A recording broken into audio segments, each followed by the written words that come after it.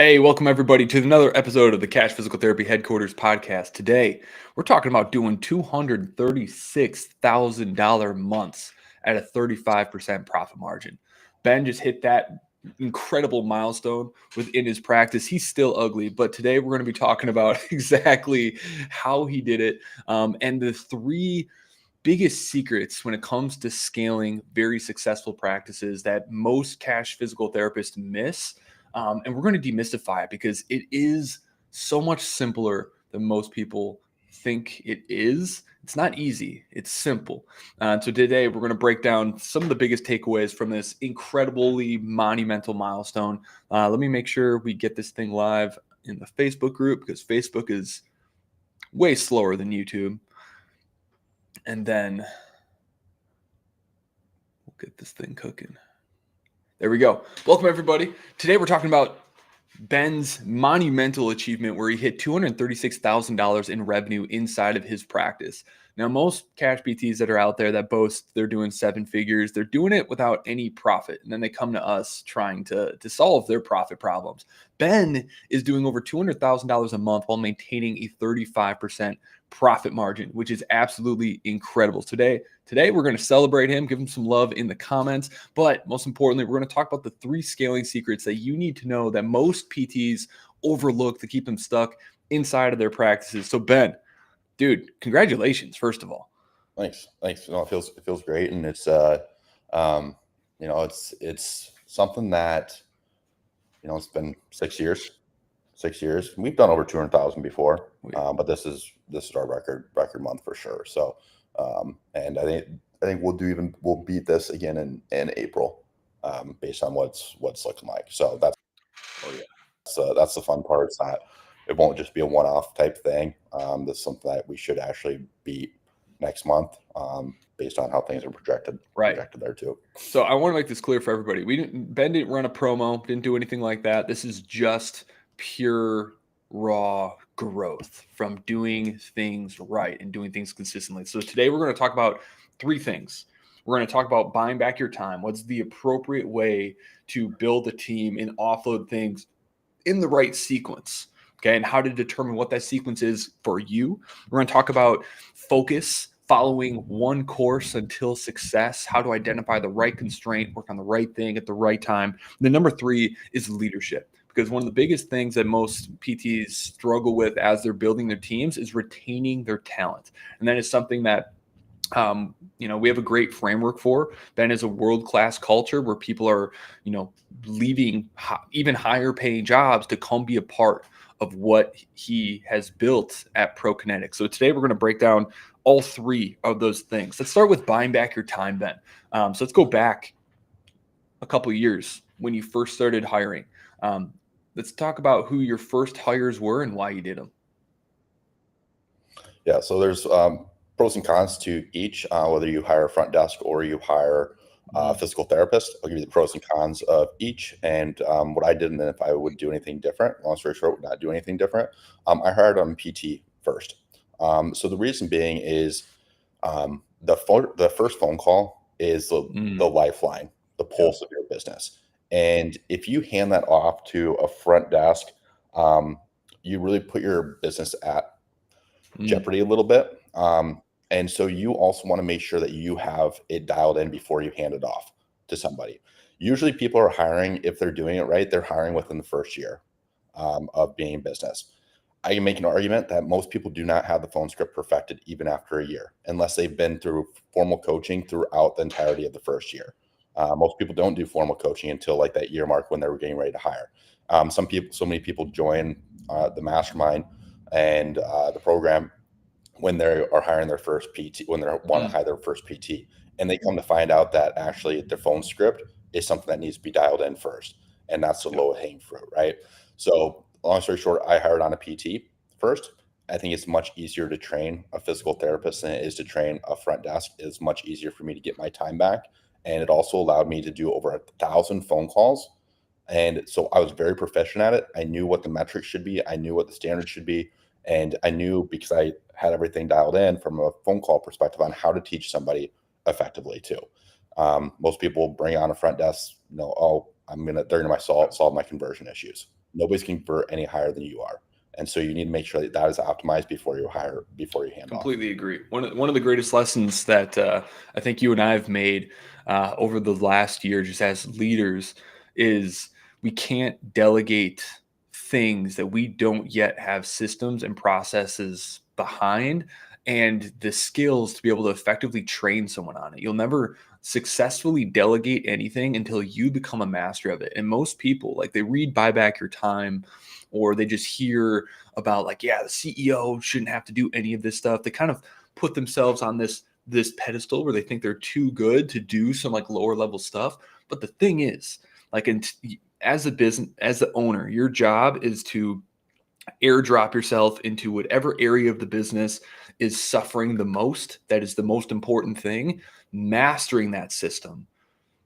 Then, when you have the process, when you have the KPIs, when you have the skills to train someone, that's when you hand it off. And a lot of people are sabotaging their own growth because they're refusing to develop these skills, these business skills that would allow them to A, delegate effectively, but B, develop the robust skill set that makes them someone worthy of following, where you're able to actually attract and retain great talent. Because if you don't have the skills to be able to teach and help improve other people's skill sets, they're not going to stick with you very long. And I think that's something that you've done an 100%. incredible job of doing. Like, you've never complained about having to learn something new. Everything that pops up that's challenging, you just face it head on, and that's really what it takes. Yeah, and I mean, it's you give up power too. If you like bring somebody on and you don't know how to do what you're asking them to do, and you ask them to build it out, they build it out. You don't know exactly what the intricate Yeah, details of it are. They leave. Now you lost a big core part of yeah. your business because Mm. they built it, right? Not necessarily you, and you don't know the intricate Right. understandings of how to do it. One of our clients, So Zaki, he took us out to dinner when we were in Las Vegas at one of Alex Hormozzi's events, and it was an incredible dinner. That dude is so well connected. We got comped everything at this really, really nice, like, bougie dinner, which is really, really cool. They were insistent that we get one of everything, basically. Really cool. But one of the things that he and I were talking about that's so um, amazing that you did from the very beginning, that usually people take months to figure out, is you let go of the thing that you were the best at immediately. And as a CEO, you quickly learn as you build your business is that whatever you're the best at becomes the biggest constraint in the business. Like, it's always the owner that's in the way of growth. And you let go of PT immediately, and you weren't ashamed around knowing that, hey, I'm hiring a PT that is definitely, like, better than me at this. And you built a team of people who are truly, like, the best at what it is that they do by delegating in the way that you've been doing it since day one. yeah, that's the biggest bottleneck that people see it or do. They just cling to patient care. They just cling to it. And I understand, like, if you enjoy doing it to a certain extent, but just know that you are sabotaging your business. You're slowing down the growth of your business. And so just make sure that your love for treating has to outweigh the Right. growth of your business. No one, one Yeah. has to be sacrificed Yeah. a little bit. And that is where people Right. struggle the most for sure, is holding on to patient care, thinking nobody else can treat Right. like they can. Most likely people I can would treat say better on the than you other can, side of you that know? spectrum, the other part of that equation is, you didn't go into this crazy obscure niche where you can't delegate now.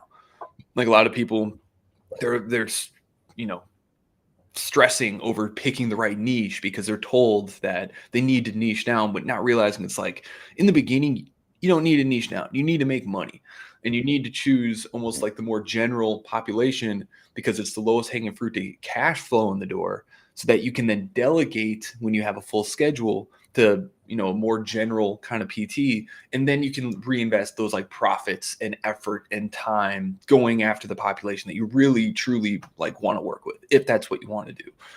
But I think you were able to scale so effectively because you just focused on active adults. Yeah, yeah. Just people, if they're active, people are active. They enjoy being active. Right. We can help them. Right. It's hard to find a rock climbing specialist PT to hire. Okay. Okay. So for everyone listening, that's number one. Okay. We have to delegate the thing that we are the best at, that's taking the most amount of our time, so that we can focus on mastering the next skill set, the next greatest constraint in the business, and then handing that off. I mean, for Ben, how long did it take you before you were pretty much out of patient care? And and then how long did it take you to get out of admin work? It took me about a year and a half, right on 2 year mark to get Mm. out of patient care altogether. I practiced as a PT for 2 years and retired. When was the last time you treated a So patient, Ben? it's been 4 years, 4 or 5 years, like formally, yeah, 4 or 5 years. So yeah, it's kind of crazy to think about. I've not treated more than I've treated as a licensed PT Right. at this point. So, and then front desk stuff, like doing sales calls and stuff, that took me about another year after being out of Right. formal patient care altogether. So about 3 years, it took me about 3 years to get out of both Right. patient care and And front desk. because you've mastered those systems, even when you have like retention problems, it's not like the world is ending. You can train someone up very quickly on it because you have that system, you have that process. Like right now, you're plugging yourself into the front end of the business and rebuilding the entire front end. And that's what most people do. They think they're too good to kind of go back and plug themselves into the part of the business that's weak and restructure and rebuild so you can retrain. Yep. Yeah, we have two. Yeah, we have two for context, guys. We have two physical therapists that are struggling with sales that we recently brought on, and so we're revamping our Mm. onboarding a little bit to make it. We've had over 15, 20 PTs go through this sales and the Yeah. onboarding successfully. These two have struggled, and we're just going to try. We're making our sales process like Mm. dummy proof, where you can't mess it up. And you don't have to have all like memorization. And so, long story short, what Jordan's talking about is we're revamping a little bit of our sales process for PTs during the in-person eval, where you can't mess it Right. up in that framework. So, Right. yeah, So the takeaway from that is delegate the thing that you're the best at first to get the most amount of time back. And then the role of you as the owner is to find where the biggest constraint in the business is and airdrop yourself in there and then work in it yourself until you have a repeatable process, KPIs, and the skill set to be able to effectively delegate it. Where it's like, hey, I have the system. I just need someone that won't break it rather than finding someone who's going to build it for you because you'll never grow that way. right. Perfect Yeah. segue into point number two, which is identifying the right constraints. Everyone is just effing winging it every single day, being reactive, and not having any focus on what's actually going to move the needle in their business. So, do you have any tales or stories to share with us on what helped you become the operator that you are today? Yeah. So, I mean, theory of constraints just means that essentially, if you're working on, there's always one main bottleneck. Yes, there can be multiple bottlenecks, but there's always the one that's the biggest. Any time spent working on anything else Yeah. is a waste of time. You need to address the biggest bottleneck first. You solve that, then you move on to the next big bottleneck. Solve that, move on. That's Yep. all business is in the most simplest terms. And so an example of somebody like early on, a lot of times they think their constraint is they Yep. just need more leads, but patients are coming in for 3 or 4 visits on average. But they don't know patients are only coming in for 3 or 4 on average because they're not tracking numbers, right? So you need to track your numbers to be able to identify what the bottleneck is first and foremost. And so we just see people think that they need more leads. And I just did this on our mastermind call, and like everybody, there were so many people on there, their mind was Mm. just blown on. Like, I don't need more leads. I need to retain more leads I have. So, for example, on average, patients complete 9 visits with us at Yep. ProKinetics. If patients were to only complete 4.5, I need twice Mm. as many leads. Okay. So it's much easier to retain patients, double your retention length, than find double the evals. Oh I yeah. promise you that. Right. So that is the bit, like, that's an example of like a constraint. Identifying the right constraint, and then solving it with the right solution. Right. You might have the right constraint, but you might have the wrong solution. Or you have the right solution, but it's the Right. wrong restraint.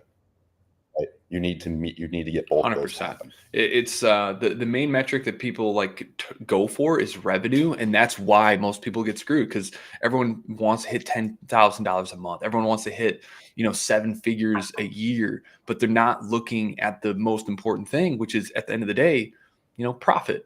And so the metric that everyone should be tracking, that I know you're not right now, is your cost per acquisition to LTV ratio, the ratio between how much you have to spend to acquire one lead and how much the average person spends with you. Most of you are stuck and not growing in your practice because it's basically 1-to-1. You're basically breaking even. And at any given time, you should be either optimizing your cost per acquisition or your LTV to your patients. And every single quarter, one of those things should be the core focus. And then that's going to help you break down to like, where is the micro, like the cost per acquisition to LTV. That's like the macro thing you're looking at. And that's going to help you break down to the micro of like, okay, cost per acquisition is actually the problem. So is it a lead problem or a booking problem or a sales problem? And then the lifetime value is, what kind of retention issues do we have? How many referrals are we pulling in from each one of the clients that we're getting? And so that's really what people need to be looking at. So for tracking metrics, Ben, when did you start doing that? And what are the most important ones that people need to do? What are the processes they need to follow to make sure they're actually tracking their metrics? Yeah, I started tracking metrics about 6 months in. Wish I would have started sooner, but looking back, that's actually way faster than most people do. So looking back, I'm happy with that. But again, wish I would have started sooner. If I could pick like 3 metrics that are to track, that's the thing too, is like give you guys too many metrics, you get overwhelmed and you'll get paralysis by analysis. If I pick 3 to start with, it would be, what's my initial phone conversion rate or phone conversion rate? What is my initial evaluation conversion rate? What's my average visit per plan of care? Bonus would be LTV, like how much is somebody spending with us. But if you calculate your average visit per plan of care, you easily get your LTV. You just take what are you generating per hour on average times the length of their plan of care. So like for us, ours is $231 per hour is what we generate times 9. That's what our LTV is, right? So if you know what you're charging and you know what your average visit per plan of care is, you just times it 2 and you get your LTV on that. So those would be the 3 that I'd start tracking right away.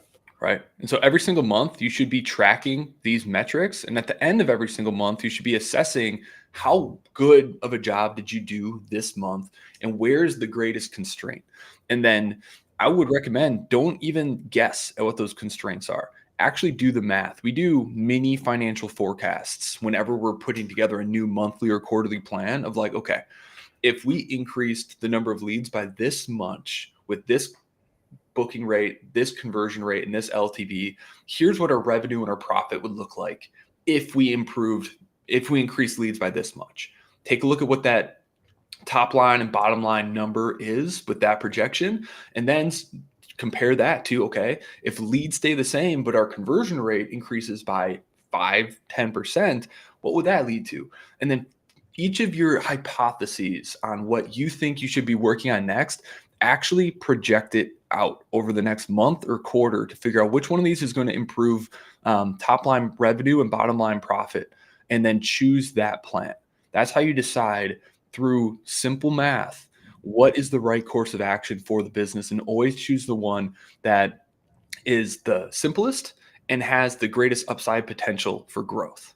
And that's how we decide. It's like, okay, here's the biggest problem, and here's how we verify that this is actually the biggest problem in the business. And then you just repeatedly do that every single month.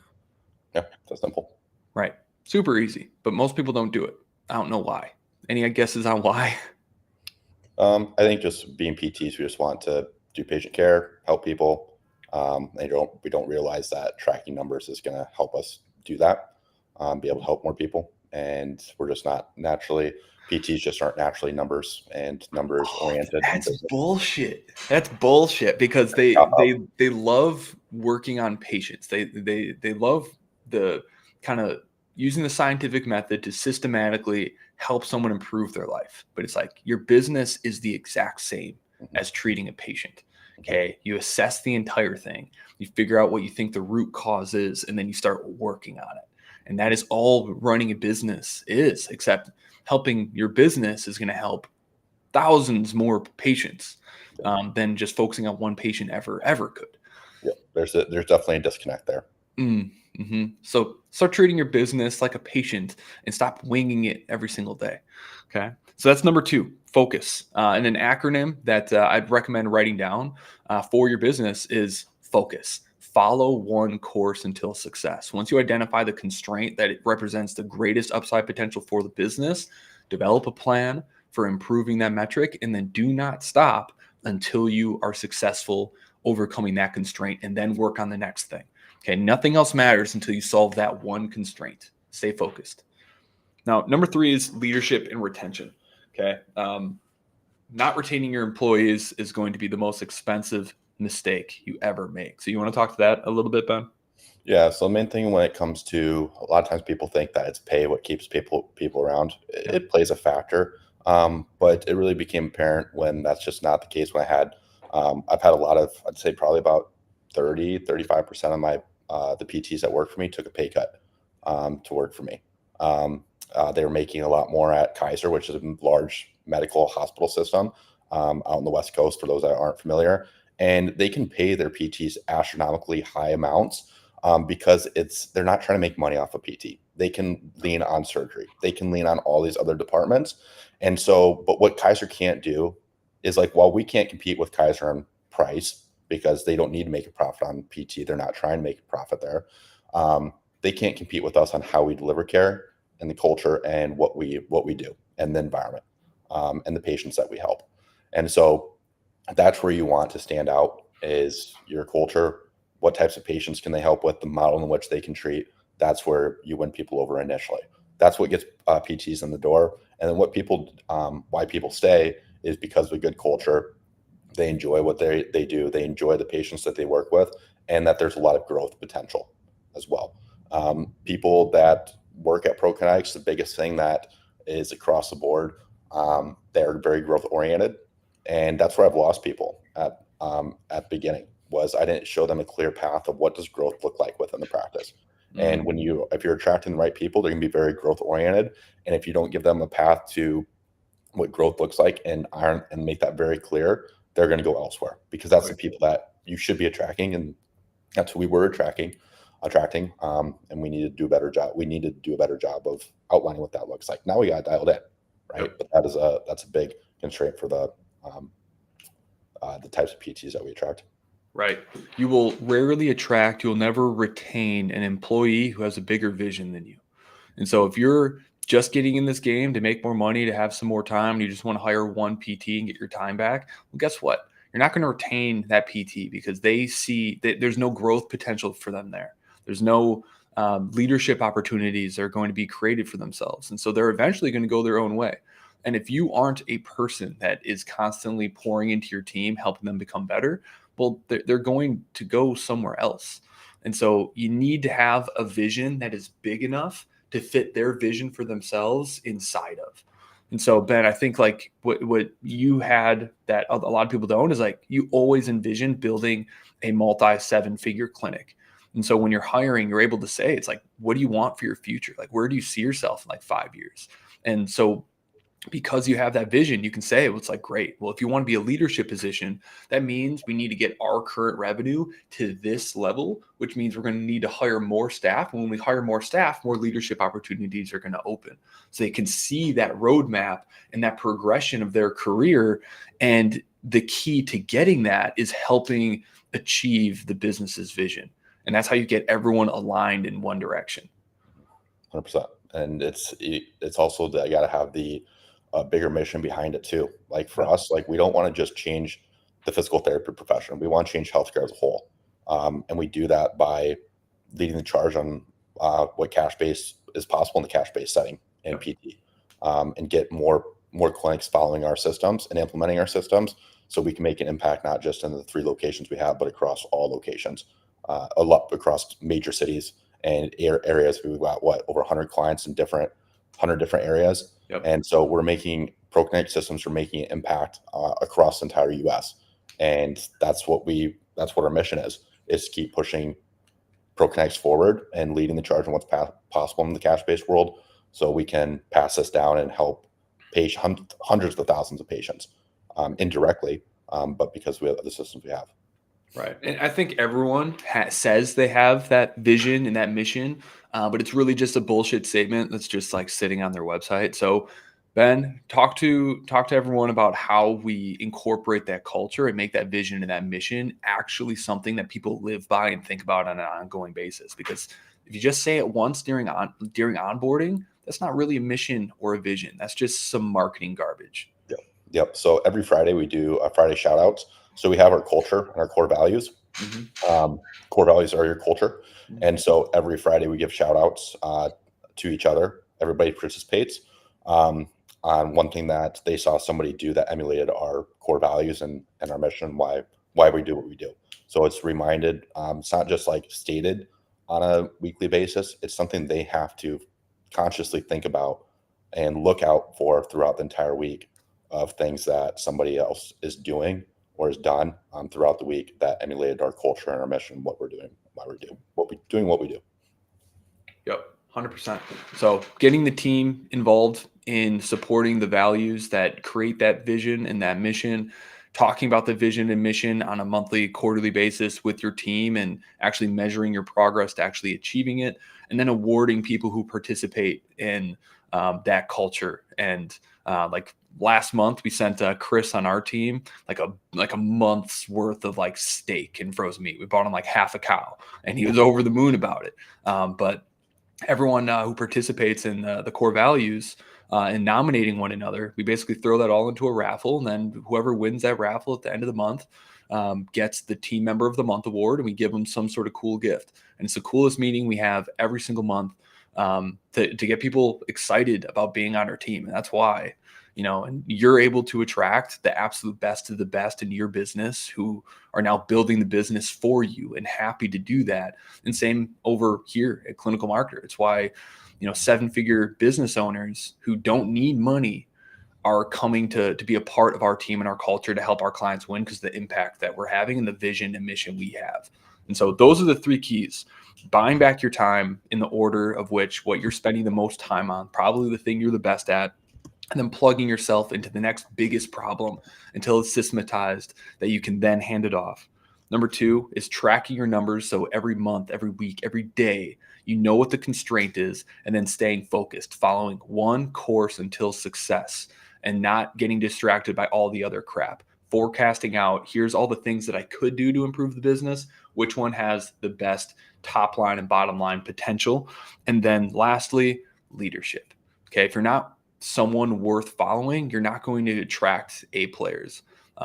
Every single time I ask, like when someone's like, I want to build a team, I'm like, do you want to attract the best people? And they're like, yeah, absolutely.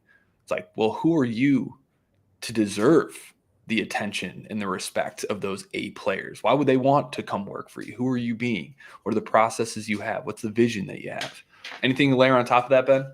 No, you just have to, you have to become a person worth following. What are you doing throughout the day? Are you waking up on time? Are you exercising regularly? Are you continuously learning? Like, are you doing all these things that 99% of other people aren't doing? Because if you aren't, it's gonna be harder to attract people that you want to be attracting. Right. That's all the time we have for today, folks. So make sure to give Ben some love inside the comments. He just did a $236,000 month at a 35% profit margin without any promotions or anything fancy, just good business. So give him some love in the comments. And then if you have questions on buying back your time, about tracking your metrics, identifying constraints, or leading a team and building a team that builds the business for you, drop them in the comments. We'd love to do another episode on your particular questions. And if you got value out of this, don't forget to like and subscribe to the channel and to the podcast. Thanks for listening, everybody.